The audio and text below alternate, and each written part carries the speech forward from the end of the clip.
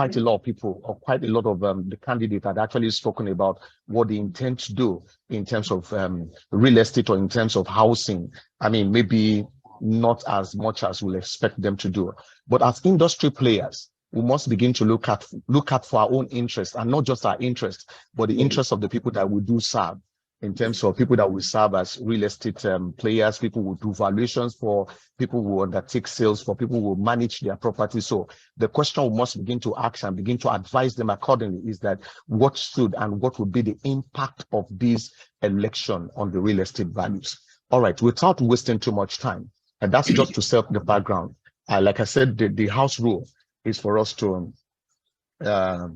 the house rule is basically for us. If you have questions, we're going to take at the end of it's just a 1 hour program, and we're going to take a few questions and maybe a few comments from people. So if you have, whilst the guest speaker is speaking and delivering the lecture, so please, you can use the raise your hand button to probably, if you have questions, then if you have comments, you can make them, and we're going to take those comments. I've told you about Obosele & Co. Our company was established in 1991, and basically we've been here for the past 30 years, over 30 years, and this is what we do: real estate consultancy. And so we want to do more in terms of deepening conversation with regards to real estate. So Obosele & Co. is an household name, and we are glad that we are. It's a brand that we are proud to, that the principal partners have built over the years, and we're glad that what we're doing.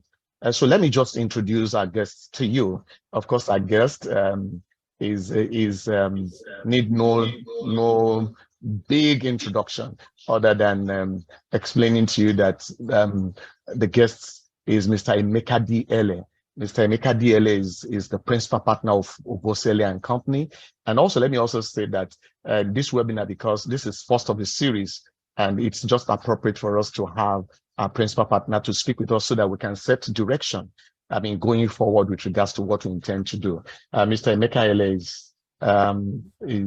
is an household name. Permit me to say that with all sense of responsibility. He's been a very active member of the Nigerian Institution of Estate Surveyors and Valuers, NIES, and has served the institution in several capacities.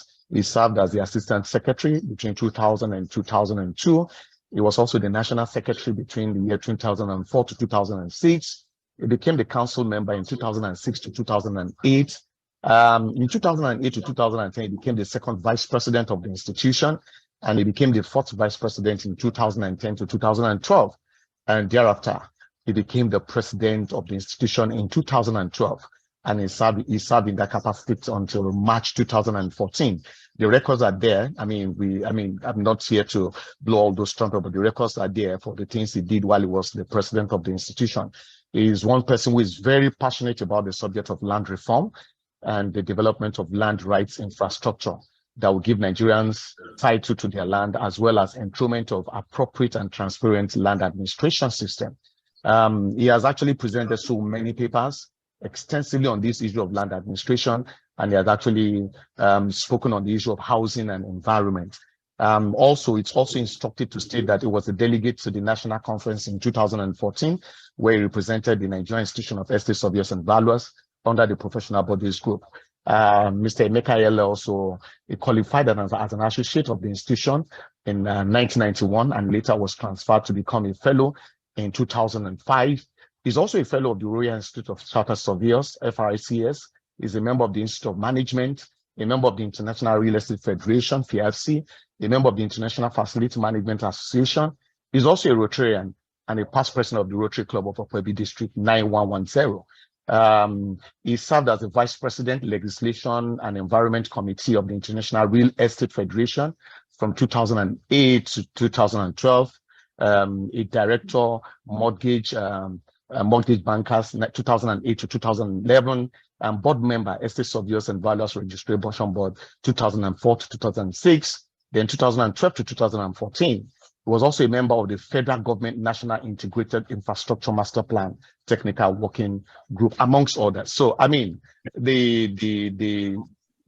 go on and on, but let's just welcome Mr. Emeka D.Ele.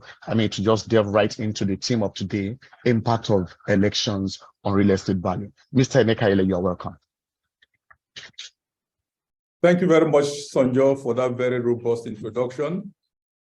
I hope our guests are hearing me. Sonjo, can you hear me very well? Yes, I can hear you very well, and I'm sure they can, sir. Thank you very much. Thanks once again for that introduction. It's good hearing. I was wondering whether you were talking about me or somebody else. But let me join you to welcome our guests who have joined onto this, our inaugural webinar series. As Sonjo has said, is one thing that we decided to do to deepen conversation as a form of advocacy for the profession and for the built environment as a whole. This inaugural edition will delve on the topic of impact of elections on real estate values. Some of us may wonder why we should be talking about this now, given the election is about 3-4 days away. Of course, I agree, we should have held much earlier, but it's never too late, as they say. So what we're going to do this afternoon is to look through the impact of elections on property values, with particular reference to Nigeria. I'm going to go through on a general note, give a background of where we are as a country, and why people should be concerned about elections, and why they shouldn't be concerned in particular about this election cycle as a whole. You're going to see my slides on the screen, and the topic, as I said, is impact of elections on real estate values. Elections can lead to policy changes, especially where the incumbent is not contesting.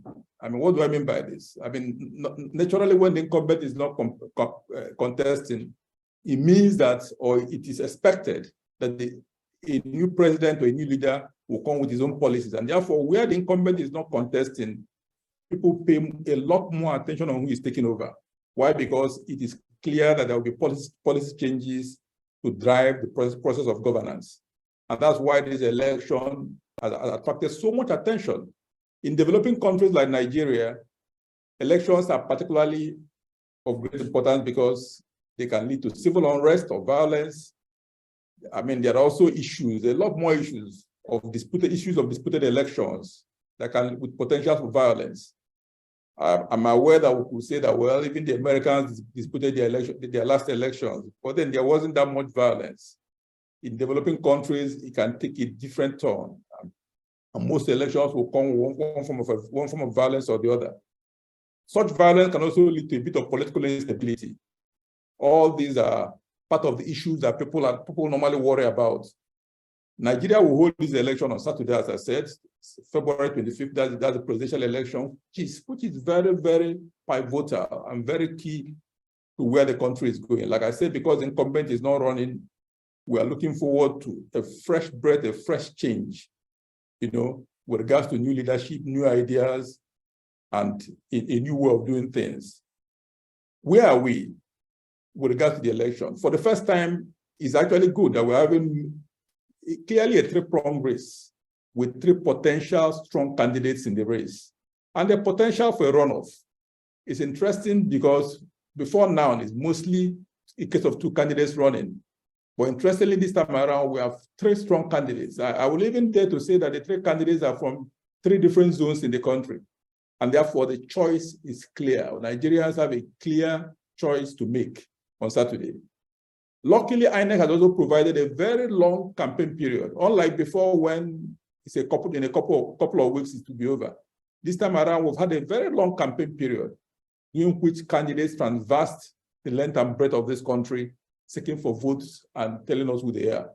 The implication is that by and large, we've come to know who the candidates are, know what policies they will come up with, so that we can make a judgment.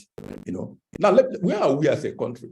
What are the issues affecting the country? Because I mean, we expect every government to deal with the issues, and so I'd like to just give a summary of what those issues are as a country. We have high-level insecurity, which I'm sure we all know about. Before now, it used to be a case of the North or the East. But now across the country, we have high-level insecurity, whether in the North, in the East, in the West, or in the South. There are agitations, there are issues affecting every section of this country. there's high inflation, about 21%. You could again say that inflation is a global trend, yes, but it's not as high as 21% in most places. And ours is trending around there. There's high unemployment. Ours is presently at about 33%. Indeed, it is said that youth unemployment, which is crucial, is actually more than this. Interest rates are quite high at about 25%. What it does mean is that borrowing money to do business is a problem.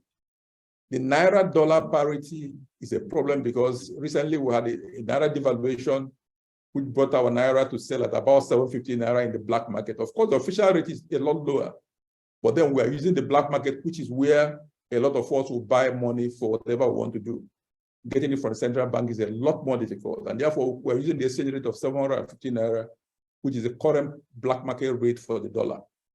There is a high poverty rate. In the data released by the Nigerian Bureau of Statistics, their recent study on multidimensional poverty indicates that 1.3 million Nigerians are within the range of, within the scope of poverty. That is, they're suffering from what they call multidimensional poverty. If you recall that our country is a country of about 200 million people, if you have 1.3 million of us under this bracket, it means it's a big problem. Of course, we now have the issue of fuel scarcity, which used to come and go, but which has become nearly stable for a while now. We now also have the added issue. Some people call it Naira scarcity. Before, it used to be dollar scarcity, but now the Naira redesign has led to Naira scarcity. And you will see people who actually have money in the bank but cannot access the money. So it's a problem. I'm aware it has led to agitations here and there, but it's a major issue as we head into this election. Of course, we also have the issue of our low GDP growth. Last year, he said that our GDP grew at about 3%, which is, you could say, is not too bad. But then if you recall that our population growth is about 2.5%, once you imagine with our population growth of about 2.5%, you will see that we're not doing well at all at 3%. Of course, we have a high debt profile, pretty high debt profile, which is a problem because, again, this is an issue for economists to debate with regards to whether it's appropriate. It is in order, because, I mean, the argument is always that our debt to GDP is not too bad. But again, like some economists will say, it's not just a question of debt to GDP profile. It's not, we have to also match the debt with the productivity, because eventually debt has to be paid. And you can only pay the debt from a productive base. You have to be productive to pay the debt. So we also have, beyond the high debt profile, one thing I consider very vital to where we are, that put us where we are, is a high level of trust deficit on the government and the economy. People just don't trust the government. People don't trust their pronouncements. And that's the problem. In scenarios like developing countries like Nigeria, where people don't trust the government, see that no matter what the government does, they won't believe. If the police say wait there, they won't wait. If the government says we are coming tomorrow, they won't wait for the government to come because they just don't trust the government. In fact, I always say that because of the high level of trust deficit, even if the government sells $10 trillion in this economy, people who have money will buy the dollars and keep it in their homes, not for any productive reason, but just as a form of insurance. So trust is key to growth and development, and there's quite a high level of trust deficit in our economy and our country. Of course, there's the issue of general uncertainty surrounding the election, which is normal. Every election cycle comes with this level of uncertainty, and that's where we are today. You know, you could say, what are the other issues apart from the local issues I've just raised, which are the internal issues? There's also the issue of external buffets, external issues that are and challenges that are affecting the economy. Some are global, some are local, but by and large, if you look at the effects of the global COVID pandemic, it's a global issue. Every country in the world has gone through it and is still suffering from it till today. Of course, COVID has abated substantially, apart from China that had a resurgence recently. But by and large, the after effects of the COVID pandemic remains with us till today.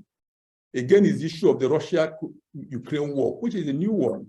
I mean, Europe has not been at war for a long while, and the effect of this war in the heart of Europe has created big problems across the world. We have global logistical challenges that are arising from it. We have global supply issues arising from it, and it remains a war that we don't know that without a terminal end. So it's a big problem. Between the COVID pandemic and Russia-Ukraine war, we have seen major economies, major global economies doing poorly, from England to Italy to virtually every country. In the United States, even inflation became an issue, It's only started going down recently. And therefore, we have a poor showing of global economies arising from the external buffets that I listed. There are positives, of course, in all this. There are some positives that I can recall, especially with regards to our country. One of such is the issue of our strong and resilient private sector. One thing going for the Nigerian economy is a strong and resilient private sector, which we must not underestimate. If you consider the fact that Nigerians can operate very, very well in spite of the government, that's what we see. We have, apart from the strong and resilient private sector, we have a strong and very good informal market. In fact, PwC puts our informal market at about 65% of our GDP. That is very, very huge. We have a strong local market. A country of over 200 million people. Lagos alone is over 20 million people. So that is a huge, huge market. That any sector can rely upon for growth. We've seen in recent times massive growth in online payments, and we've seen our SMEs doing pretty well. I mean, these are very strong positives. Another positive I must add is the issue of our democracy taking root. It is people tend to feel that we're not doing bad, we've done very poorly. Yes, we have as a country, but the fact that we remain resilient with regard to democracy, even in the face of the difficulties that people are facing today, nobody is complaining about democracy. People do not want the military to come back because by and large, they feel that it's better to continue with democracy, which would be, they believe, will eventually lead us to the right direction. Now, I'd like to go into the real estate in this election cycle. The title is the real estate market in this election cycle. By mid last year, 2022, the market was generally cooling down, which was expected because an election, we're heading into an election year. Of course, the market was responding to the negatives I had raised earlier, with regards to interest rates, with regards to security, with regards to concerns about election. So the market started reacting to it by mid last year. And we felt that people were taking the usual wait and see attitude for the election to come and go. Nobody wanted to take a risk. They wanted to just wait for it to come and go before they can take investment decisions, which is expected, or which is usually the case. With strong headwinds against the economy, one expected a substantial slowdown of the market in terms of the usual, I must say, like people selling to take out money due to naira devaluation. We expected a high vacancy rate or a more than usual vacancy rate for office and luxury residential properties. We also expected more properties in the market for sale and politicians selling properties to raise money for the elections. These are expectations for every election cycle. The fact that people will take a wait and see attitude or sell in the face of naira devaluation to take out money.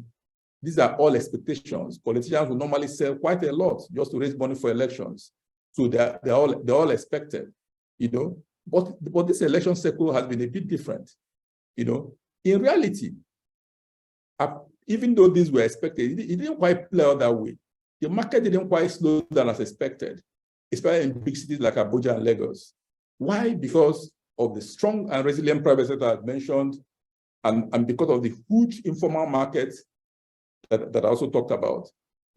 I'm sure some of us who are in this business, in the real estate sector, will wonder why people invest so much money without holding board meetings. I always joke that it's only in this business that somebody will invest so much money buying a property or investing in a property, and he doesn't have to hold a board meeting to do so because he has a cash, fully cash back that can do it on his own. Millions or billions sometimes are transferred by one person without consultations because it is money. That's the strength of the informal market. Market remains quite active, both by the strong and resilient private sector and the huge informal market. even on the eve of our elections, which is just 3 days away, big transactions are still taking place. Indeed, I spoke to a friend of mine who is in the building materials sector, and he did say that surprisingly, the market didn't slow down. People are buying, he sells marble and other building materials, and for him, the market remains very good. Again, unlike previous cycles, when things will grind, will almost get to a halt, the market continues to do well. There are reasons for this, some of which I had mentioned with regards to the private sector, with regards to the informal market, but some other reasons why is this way is, of course, the issue of the very few other investment outlets. I mean, apart from real estate, beyond real estate being an investment you can see and feel. You can, if you invest in a house, you can see the house, invest in land, you can go to the land and stand on it. There are fewer other investment outlets that are doing well. Look at the issue of shares and bonds and fixed deposits, they're all not doing well. Industrial capacity utilization remains below 50%. So industries are not doing well. The economy itself is just not supportive of the manufacturing sector, from customs problems to exchange rate problems to infrastructural problems to police harassment on the road. There are just too many issues with that sector. And therefore, the sector is not doing well. So when the shares, bonds, fixed deposits are not doing well, manufacturing sector is not doing well, people tend to rely more on real estate. The usual thing people do also is to take out money I call it exporting money, or taking out money to the other jurisdictions. But that is also not easy anymore. Moving money, whether by transfer or cash, is a lot more difficult than it used to be. And therefore, in the end, the real estate remains a fallback. So in that position, real estate maintains its position as the asset class of choice. And in this 2023, it's actually expected to grow locally here in Nigeria by as much as 5%. I mean, globally, I must say, real estate remains the asset class of choice. I mean, what I'm saying with regards to Nigeria also applies in many other jurisdictions, because in terms of being a better hedge against inflation, in terms of being a better hedge against even currency depreciation and the like, real estate has done relatively well than other sectors. And therefore, it remains an asset class of choice, and with the expectation that it will grow by about 5% this year, it will even maintain that position even this year, probably up to 2024. It remains a better hedge against inflation when compared to other asset classes. Markets, all these have contributed to the market slowdown this election cycle, being not as much as in previous cycles. Like I said, the expectations was that market would slow down to a near halt, being that it's a major election that we're having, but that hasn't happened. By and large, it's not been as much as in previous election cycles. I mean, beyond the reasons I had put up earlier, one major reason for this is the effect of hope. I call it the effect of hope. Nigerians are driven by hope that things will be better, hope that despite all the forecasts, the election will come and go. And so even in the heat of the election, just days away, people are still expecting properties, people are still making investment decisions, people are still paying where they need to pay for properties, because they believe that the expected forecasts will just not happen, or when they happen, they won't just be that serious.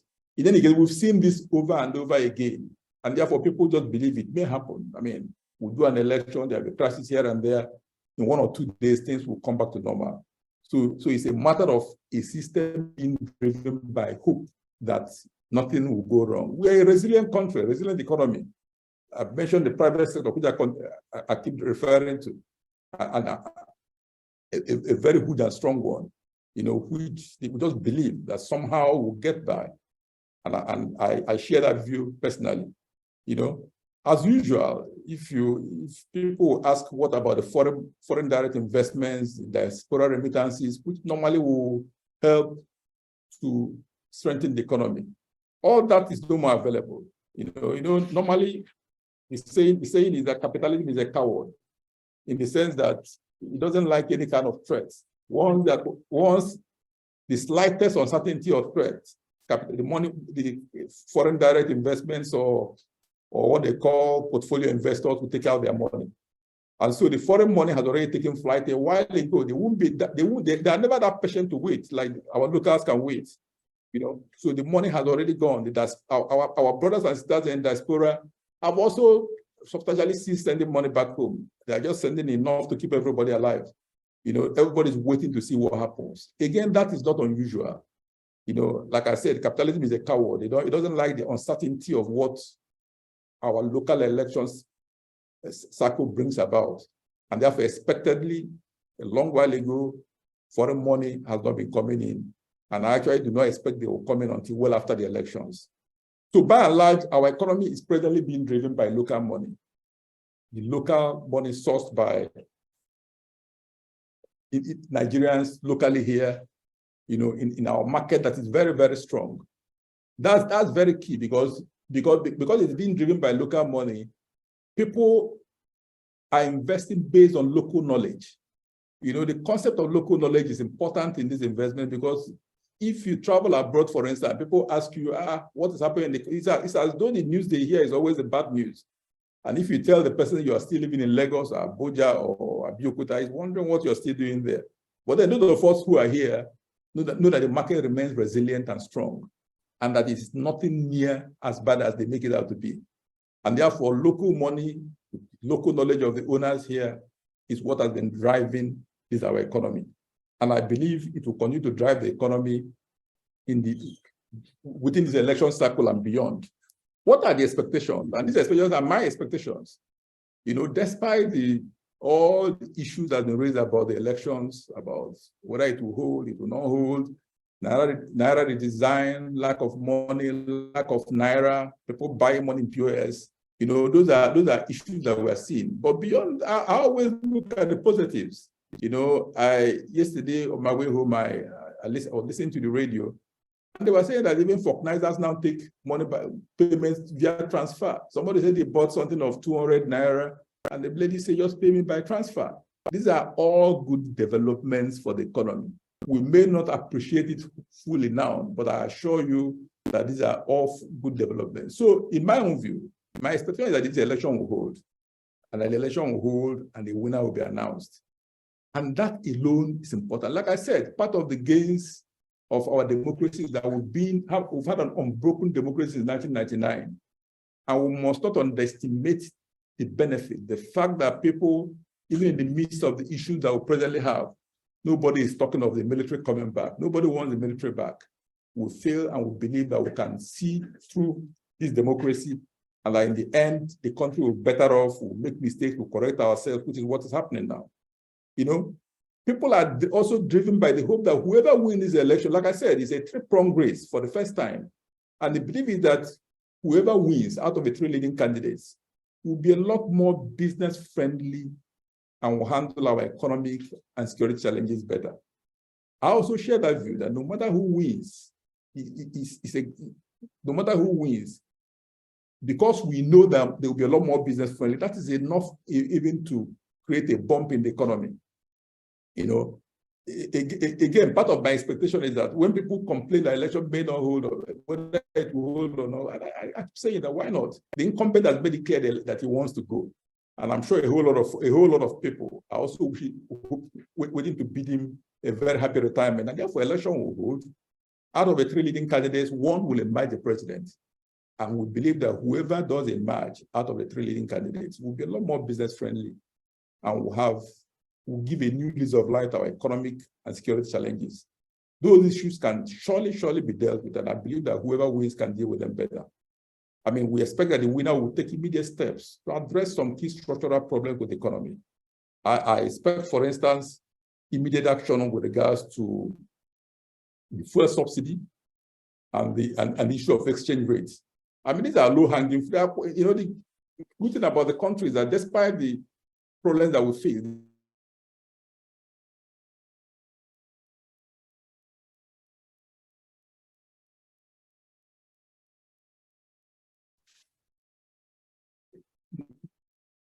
the issue of subsidy, which remains a big problem in the economy, where a substantial sum is being spent where social system is being spent on fuel subsidy will need to be addressed, and I'm sure it will be addressed by the new government. So can you hear me? Yes, I can. Yes, we can hear you very well, sir. Okay, fine. So the issue of the subsidy, those are low-hanging fruits that I believe that whoever wins will address immediately. Again, is the issue of the exchange rates, which of course also remains a problem. These are, I talked about the issue of trust deficit. That is also one thing that a new leader can address. A leader who can build trust in the society, who can get the people to trust him as a leader and listen to him. If you achieve that, you've achieved quite a lot, because it makes policy, it makes your policies easy. People can buy into your policies easily, and people can run with it.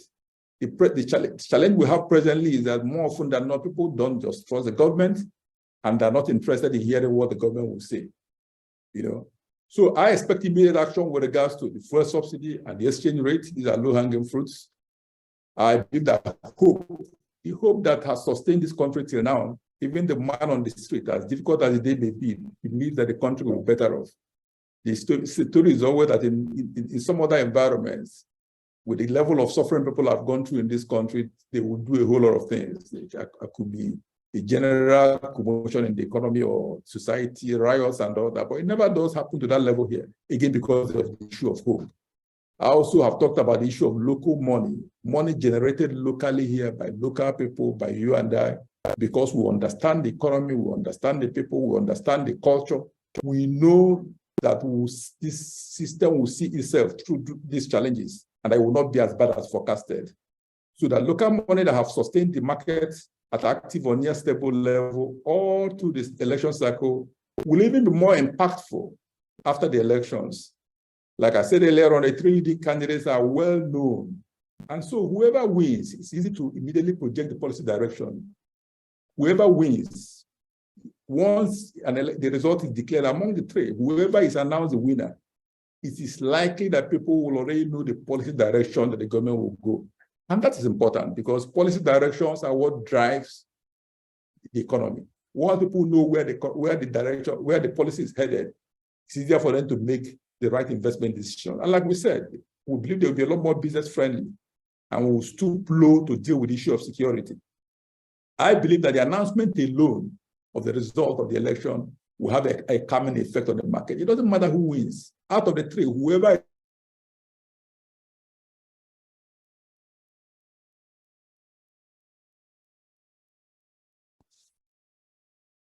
put our bondholders abroad, and the local market will come down. And that is what we expect. The market is expected to respect the market. I believe that the market will respond positively immediately after the election driven by local money. Once that result again is announced, market will respond very positively, driven by local money. Values, in my view, will likely inch up. Just the announcement alone. I say this because the economy presently is being driven by local money owned by Nigerians who understand the culture and the system that we run here. And therefore, once the result is announced, they're not going, if they're investing even neck deep into the election cycle, once they know who the leader is, I'm sure they will do a lot more. So I actually believe that values are likely to inch up once that result is announced. Of course, the issue of foreign money or FDI, diaspora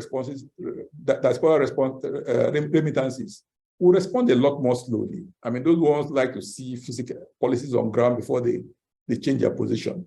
And therefore, I believe that they won't start FDIs, remittances, or portfolio investments from abroad will not start coming in until after May 29, when the new government would have put out its own policy thrust.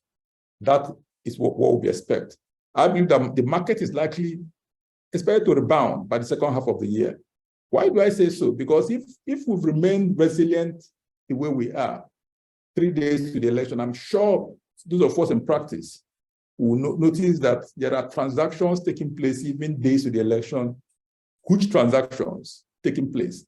And therefore, if this could happen all through the election cycle, I believe that when the result is announced, with the coming effect I've talked about earlier, and the government actually takes over on May 29th, the market is expected to rebound by the second half of the year.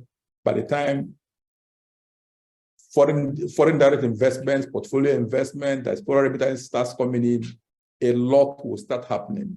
My view is that this economy is way too large for what people say about it. I mean, the resilience of the private sector, the wealth in the hands of Nigerians at the informal level. I mean, the amount of money people have at their disposal for which they don't need to hold meetings or hold consultations to spend. That informal market, which is not peculiar to Nigeria, I must say, which is peculiar to most developing countries.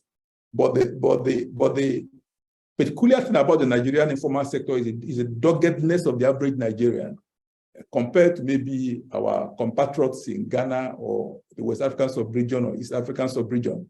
You see that we are doing pretty well. We are resilient and we are hardworking. And that alone can drive the economy. So what's my final conclusion? My final conclusion is that, look, if you're wanting to invest in real estate, follow the normal line. Don't invest and wait. Don't wait to invest. I feel that if the market has remained resilient up to now, waiting to invest may be a mistake. Invest now and wait. Because by investing now, I assure you that this market will pick. If the market has remained resilient all through this cycle, this is about the first election cycle that we have not seen a price drop, a significant price drop in any area. And therefore, if we've gone through the cycle at the level where it is now, with a new president taking over, with the announcement of the president, I believe by next week, and taking off office by May 29, I believe that by top quarter of this year, the market will rebound. So my advice would be that you should invest and wait. Don't wait to invest because prices would have or may have gone up. Invest now. Real estate remains the asset class of choice. And I believe that those who have done so will see that the benefits are a lot better if you are in real estate than if you are elsewhere. Thank you very much. Wow. Thank you so very much, Mr. Inekaile. That was very, very wonderful presentation, and we are glad you're able to do justice to this. I know I have seen one hand raised, wanted to ask question, and we're going to allow such question to be asked. But let me just say, from the presentation, I mean, whilst the presentation was going on, I noted about three basic and major things that Mr. Mikaela did mention. One of it is what he also said lastly when he was talking about real estate remains the asset class of choice, and that is very important. So it means that for those of us in this space, and when we're speaking to our clients, we should be able to advise them appropriately. He talked about share, he talked about bonds and all that, but the bottom line still remains that the asset class, real estate still remains the asset class of choice. The other thing for me, which also was very instructive in the presentation, was the fact that he mentioned the positives like the strong private sector involvement, right? He also talked about the informal market, the strong informal market that we do have here. He talked about the growing SMEs, and he also talked about the fact that democracy is also taking root. So, I mean, these are positives and all that. The third thing that he did mention, which also is very instructive for those of us who operate in this space and will be advising our client appropriately, is the fact that he talked about local knowledge is very important. I mean, people in developed countries probably are thinking right now that Nigeria is boiling, the real estate market is not prospering and all of that, but the local knowledge is very key, so that when we're advising people and when we're advising people who want to take decision in respect to real estate, we're able to deepen their knowledge and conversation with regards to our knowledge about the local market. And he also did mention, maybe let me also take this one more, he talked about the fact that the markets didn't actually slow down. And lastly, also one of the major advices is that, I mean, invest now. He talked about that after the election, that there's a likelihood that the values will likely inch up I mean, that was also very key. The values we inch up. So when we're advising our clients right now, it's very important for us to begin to put all of those things in proper perspective, and not just in advising our client who want to take decision with regards to maybe buying or selling, but also maybe evaluations and all of those, all these points and all these discussions, especially that had been made by our erudite Mr. Ele, it's such that can actually help us in trying to give knowledge to our people. Thank you so very much once again. That was a very profound presentation, and we are glad that you did this with justice. So I can see that one Dr. Abayomi has his hand. Okay, there are two persons now, so I will ask please, at the background, Moji, please can you put Dr. Abayomi up, and as well as Mrs. Timothy. So let's take Dr. Abayomi first. Dr. Abayomi, please, let's take your comment in 1 minute, then we'll take Mrs. Timothy. Thank you. Hello. I appreciate Oga Ele for the presentation. I want to say that he knew the market and he has done much to it. By the time you look at the way Nigeria is now, you discover that in young ages. Dr. Abayomi, there's a noise on your background. Please, can you help us a bit so that we can make sense of the question you want to raise? There's a bit of noise on the background, please. Okay. One second. Okay, I'm saying that Oga has done very good justice to the presentation. But there's something that is common in this country now, which is described as Japa. And what you will see is that the age of people that are actually traveling out of this country for greener pastures are age that are so much productive.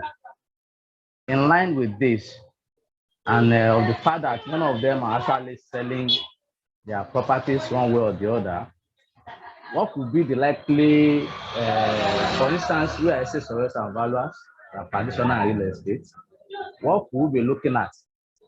There could be a policy towards this, that there should be, will be suggested that there should be a restriction towards this movement, or government should regulate it, or government should encourage the more, so that even the foreign investment can be increased or something of that nature. That's where I'm looking at it. That what will be the policy effect of new government? Election will be one, like I just said, and somebody will be sworn.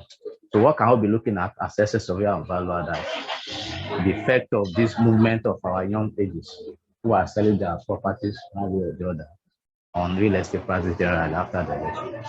Thank you. Thank you so very much, Dr.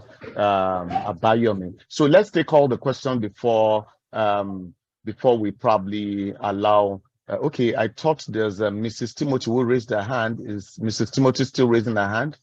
Do you still have Mrs. Timothy raising her hand? Can she probably ask her question if she's still here? Okay, I can't see her here any longer. But maybe I should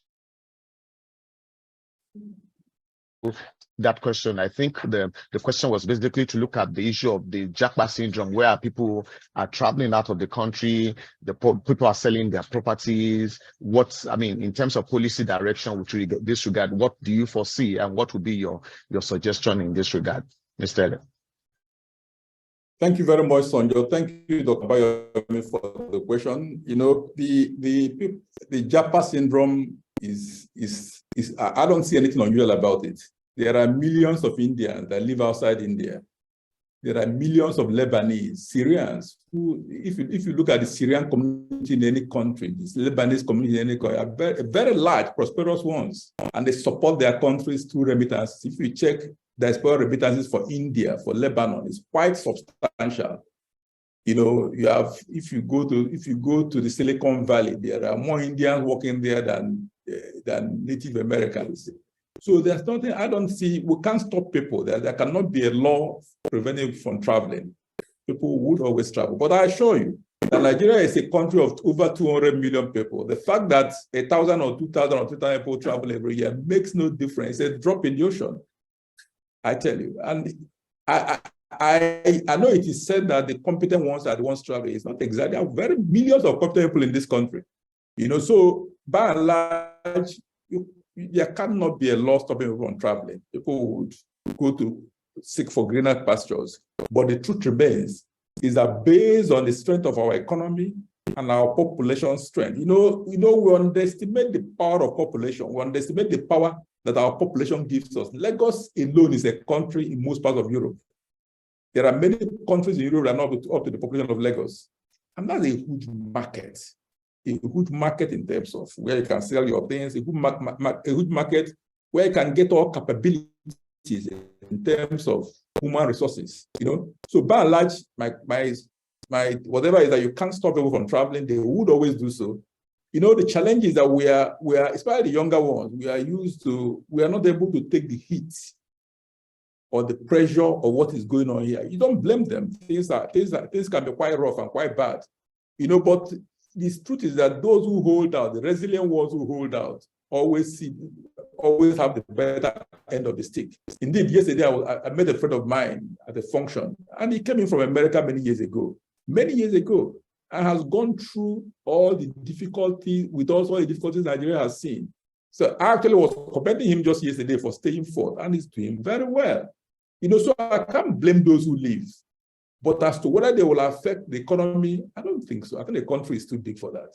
Like I said, India, with how many people outside India, in America and the like, when people travel out of the country, they become resources of the country they're coming from. So if we have lots of Nigerians travel out of Nigeria, eventually only very few of them who have seen the good in the country will walk away forever. They have families here. Some of them have investments here. Of course, some are selling. When they are selling to go, it's not because they don't want to have anything to do with the country, it's because they want to raise money to establish where they're going to. Some of them, when they do have money, may likely come back. I mean, even if they don't come back to invest, they have families, they have friends whom they will cater for. So by and large, diaspora remittances, like I said, is a good chunk of the money that goes into countries like India annually. And same with Lebanon, same with Syria and all that. So, Dr. Barami, we can't stop them. But the truth is that it's not nothing to be so concerned about. How many of us are indeed traveling out of the population of Nigeria? Of course, the government is not going to make a law say don't travel. That would be wrong. But the country is big enough to contain those traveling. Eventually, I would also be like, when things turn around, we're all looking for a better country. We are hoping for a more stable power, a more secure country. It will happen. I'm an optimist. I've always believed the country will get better one day. And so it's a circle. We see the circle now that going out. Eventually, when the table turns, I believe that they also will start coming back. But as for whether it will have any adverse effects on the country, I don't believe it will. I don't believe it will be that profound as people make it out to be. Thank you. Thank you so very much, Ms. Dele. I mean, there's another question here. I'm going to read the question here. Olusheyi said, sir, if the fuel subsidy is eventually removed by the new government, there is indication that fuel price per liter will increase, and this will equally have impact on rental value and capital value. My question is, since our economy depends on local economy, how can a salary earner will cope with the rents, and what will happen to return on investment on the side of the investor? I hope you get that question right, sir. I mean, you get he's saying that. I didn't quite hear you. Can you explain it a bit better, Sonja? Okay, let me take the question again. He said, now, sir, the fuel subsidy is if this fuel subsidy is eventually removed by the new government, there is an indication that the fuel price per liter will increase, and this will equally have impact on rental value and capital value. My question is, since our economy depends on local economy, how can a salary earner cope with the rents, and what will happen to return on investment on the side of an investor? Thank you very much. The way I look at it is that one is that the fuel subsidy is not sustainable. I mean, if you look at the budget for this year and the amount budgeted for fuel subsidy, and look at the overall government expected income for the year. Indeed, if you add the government expected, if you add the fuel subsidy for January to June to the amount set aside for debt service for the year, it virtually wipes off the entire government income for the year. if you add just the subsidy for January to June to the amount set aside to service debt, it wipes off the entire government income revenue for the year. And therefore, it's not sustainable. And some of us have also been asking, where is the subsidy going? Because, you know, I mean, even in Lagos where we live now, fuel is sold, apart from NNPC stations, other stations sell at whatever price they like. I'm from the East, and in the East, there have not been that kind of scarcity in the East because fuel stations have always had fuel because they sell at any price they want to sell, you know? So the subsidy has been, in my view, apart from being unsustainable, it's not been, call it a scam, call it whatever, it's not real. And there's no way the government can sustain it going forward. And therefore, the fact that it will be removed is, I believe it should and will be removed. The issue is what will be done with the subsidy. If the government saves that money, the trillions budgeted for it for the year, what would they do with the money? The money can be pumped into infrastructural development. If you look at roads, if you look at the cost of travel, the major reason why transport fares are very high, it's not just because they buy fuel, it's because they also spend too long on the road. The other day I went to Ekpe, it took me 4.5 hours from Ekpe to Ikoyi. I mean, that's a journey that shouldn't take you more than 1 hour, 1.5 hours. So in that 4.5 hours, due to bad roads, you're burning fuel, so it's a problem. You know, so if the government will invest the subsidy on infrastructure and the like, that is able to benefit a lot more people, you will see that the costs may actually come down. You know, it always seems as if it's removed, everything will shoot to the roof. No, there are more, or if you look at it, yes, the prices will rise maybe almost immediately, but look at over time, I assure you that there will be a balancing.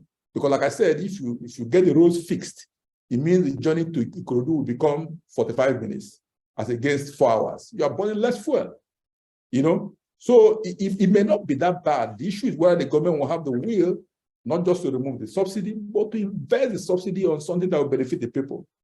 In terms of return on investments, it's a market scenario, and the market will always adjust to, at any given time, to what's available. You know, we've talked about real estate as an asset class of choice. People will always, it depends on where you invest.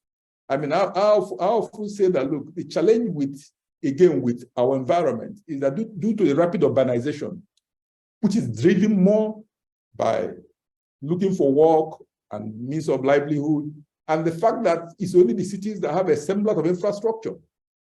If other suburbs are opened up and people are able to live nearer where they are from, if the man in Ekpe can live in Ekpe and come to work in Lagos, if the guy in Ikorodu, in Abeokuta can, it's not a very far distance to come from Ota to Lagos every day for work, if the roads are good, if we have good train services, those are not the problem. If that is done, you see that you are able to spread out the city. The city becomes a lot larger. Unlike the reason why people cluster to central areas like Lagos, Ikeja, Victoria, is because of infrastructure or whatever. So I believe that investing the subsidy in growth areas, the area that will benefit a lot more people, may have a lot more benefit for the people than what is happening now, where a few people take the subsidy and we don't know what they do with it. You know, so in terms of return on investment, it will balance out eventually. The market has a way of balancing it out. I still believe. All right, thank you so very much, sir. As we try to wrap up, I can see Moji, please, can you allow William Okpala to? We're going to take one more question, then we'll wrap up. Then I'll get the closing remark from Mr. Ele. Then we'll just close the meeting. So, William Okpala, please, can you just unmute yourself and please let's get your contribution. Yes. Good afternoon. Can you hear me? Yes, perfectly well, sir. Okay. Good afternoon, Mr. Mecca. Wonderful, wonderful presentation. So what I gather from this presentation is that you are advised that we should invest now due to the fact that local knowledge, the size of the private sector gives us that confidence to invest now. So my question is, as thought leaders, how do we engage governments to translate that confidence to FDIs, to diaspora remittances in a way that it can be sustainable policies, so that in every election cycle, foreign direct investments and FDIs are not shying away from engaging during these times. Because if we're having local and private businesses that are really huge, like you said, are willing to still invest and transact, why is it that the big ticket investments or capital inflow from the FDIs, like you said, are cowards? Is there a way as thought leaders we can engage governments to fashion out policies to bring confidence into this FDIs? Thank you very much, William. So I'm sure I can go ahead and answer. Yes, you can go ahead, sir. You can go ahead, sir. Thank you, Mr. Balal. Let me tell. I mean, by and large, the challenge with FDIs is not peculiar to Nigeria. Money runs away where there's a problem, and I agree with you that getting the FDIs to stay back will be very beneficial, not just to the Nigerian economy, but to any economy where they stay back. But the challenge of our country is that we tend to underestimate the fact, or we tend to forget the fact that democracy is only just established in Nigeria. It is strong institutions that ensure that what you're saying will happen. When our democracy has developed to the point where when there are strong institutions that cannot be very substantially by whoever is the president, then such things will happen easily. Right now, that ours is the case of the president is the leader, and a lot can happen at his choice, at his behest. It's not the same in America, in the United States, or in Canada, or in Britain, or in Germany, or wherever.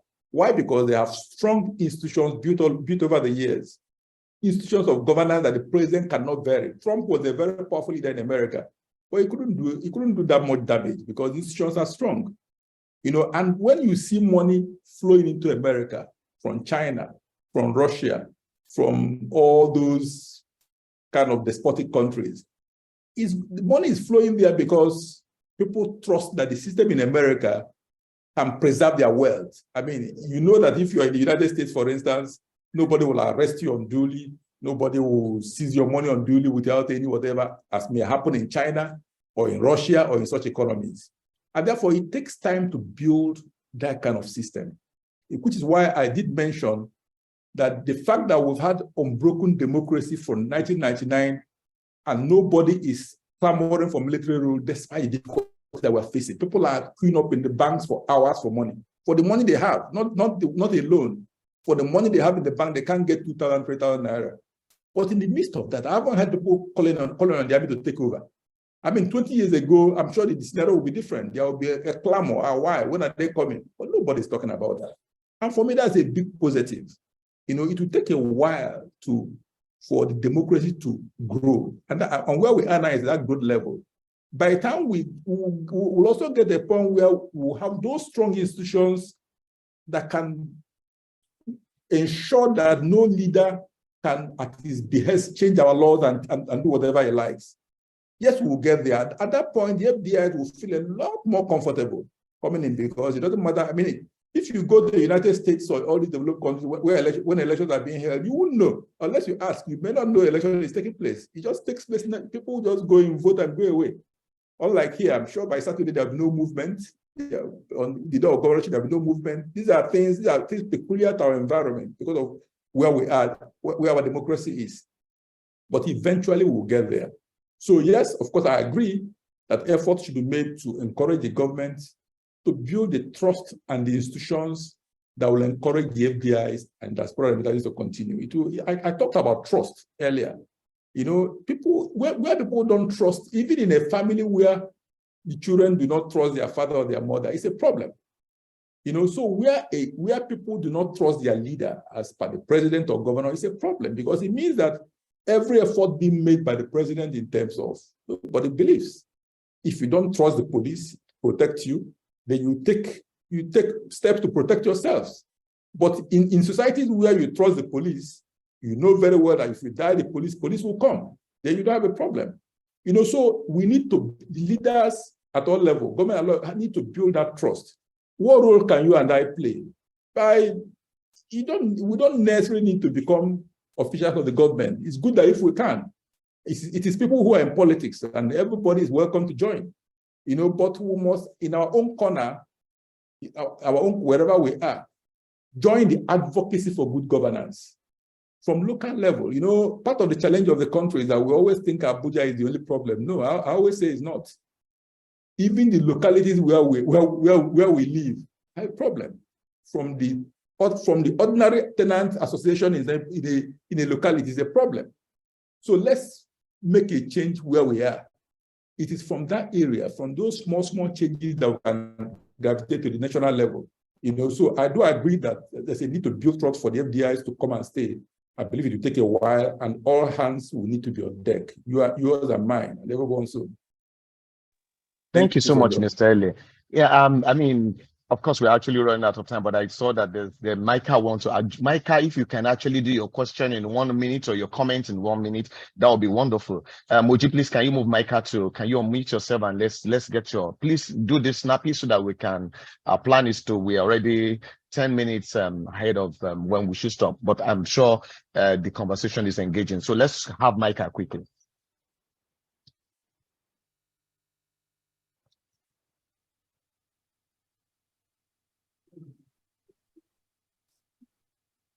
Hello, is Micah?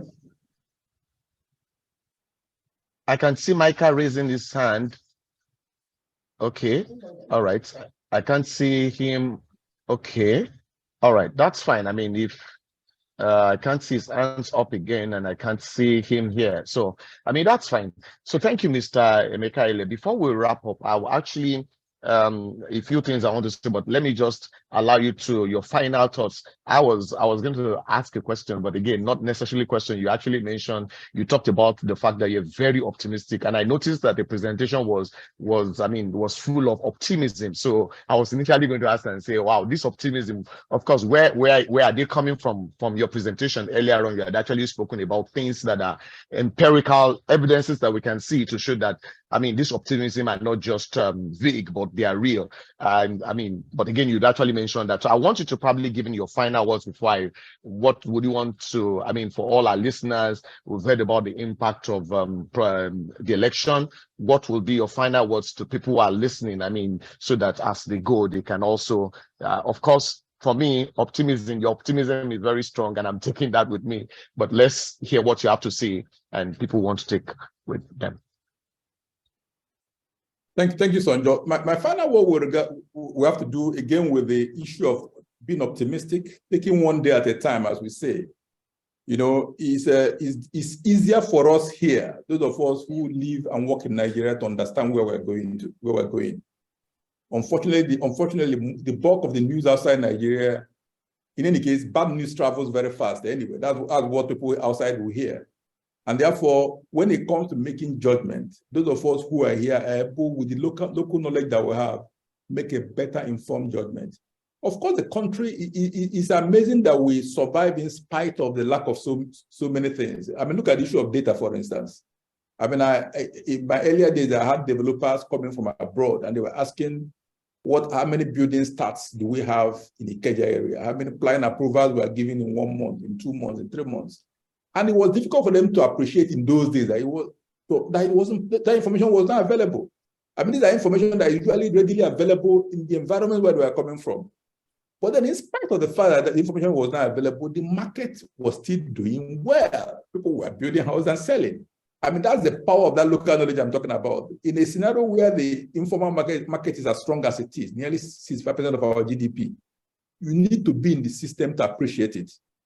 So again, I'm optimistic. I like to be that the country will rise from where it is. Like I said, whoever wins, I believe that whoever is announced as a leader, as our president after Saturday's election, that announcement alone will have a calming effect.